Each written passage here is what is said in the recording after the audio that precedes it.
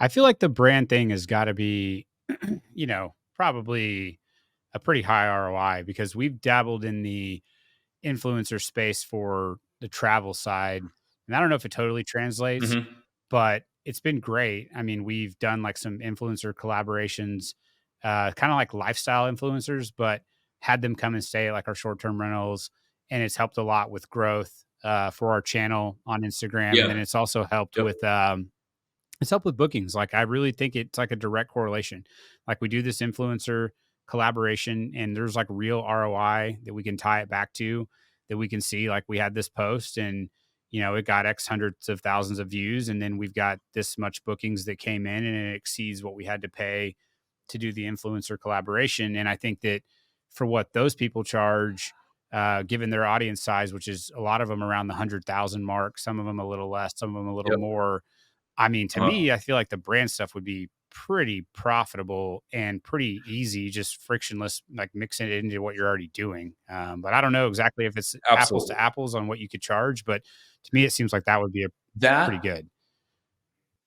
That is something that, yeah, that's just something again, like I'm pretty new to and didn't realize existed. Like, or it's not that I didn't know it existed. I just was not paying attention to it even a couple months ago. So again, I'm new, but I've like heard some numbers that certain people do in terms of their brand deals every month, and it like floors me what sort of a medium size, I don't know, creator, influencer, or whatever can sometimes do with a couple deals. You're the influencers that you hired for your stuff. Were they like local regional They were influencers? regional, yeah. So it was like, They're regional, Dallas like or regional yeah, traffic. like Dallas or Arkansas Yep. or Oklahoma, like kind of around this Uh-huh. area and sort of in this kind of 80,000 to a couple 100,000 type range.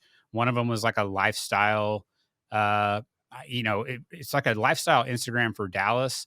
So it's not a single person, but they do a lot of Yep. different stuff. It almost reminds me of like one of those lifestyle magazines that you used to have, but now it's just on Instagram. But I would tell you, like, those groups charge anywhere from like $1,500 to like 5,000 or more to do like a single post, Yep. right?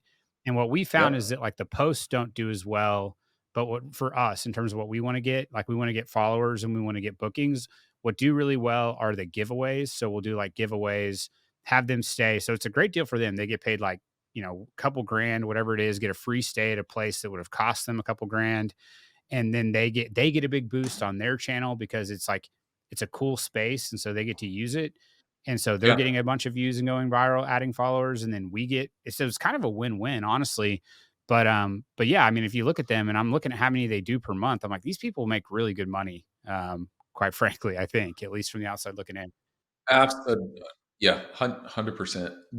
So when they're doing a giveaway, do they stay Yeah, there? they stay there.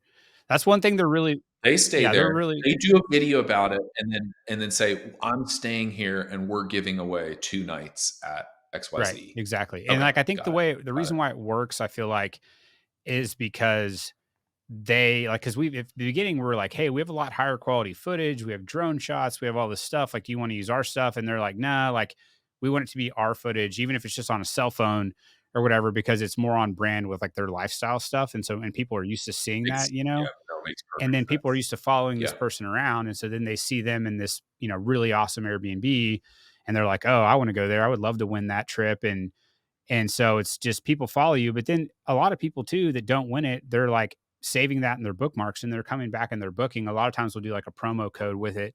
And so then like they'll save that promo code and then they'll come back later and we'll see it get used. So we know that it's working. You know what I mean? it's such a good idea. So when you do a giveaway like that, you are capturing email addresses, Well, I wish that's something we need right? to work on. We're getting the Or website to where it will prompt okay, people to do that, but we're just getting the followers right mhm, now. So email is something we've really been focused on. We're doing like yeah, Wi-Fi at yep, our STRs where you have to like put your email in to get it. We're doing like the promo codes yes, on the yep. website where they have to do an email to get it. So things like that. But that's another great distribution channel just because you never know with these social platforms if something were to happen. The giveaway is such a good idea too, at least for that, because it's like only people that are your customers are going to be interested in that anyway. Like it's not nobody in Canada is going to say, I'd like to, yeah, I'm going to sign up for this giveaway. right? Well, this So strikes a all chord with yeah. like the overall like idea of building an audience and then what's the point? Mhm. And a lot of people have asked me that because like across the different platforms, there's probably like 60,000 organic followers ish that I've grown and it's spread out and it's all random. So a lot of people would be like, "Well, what's the point?" And for me personally, it's been the relationships. It's been connecting with people. Like, got to meet you. We get to have this conversation, and there's been a lot of things business wise that have come out of that. Some like Absolutely. directly tangible, where it's like, "Hey, this happened and this Mhm. was a deal." Other things, it's just like you never know. Like a lot of times, business development isn't a straight line, but I think it's important if you're building an audience and doing the content thing, like how do you it's one thing to have a big audience, but it's another thing to have something to sell that's valuable. And if you can combine those two, that's where I feel like it gets super powerful.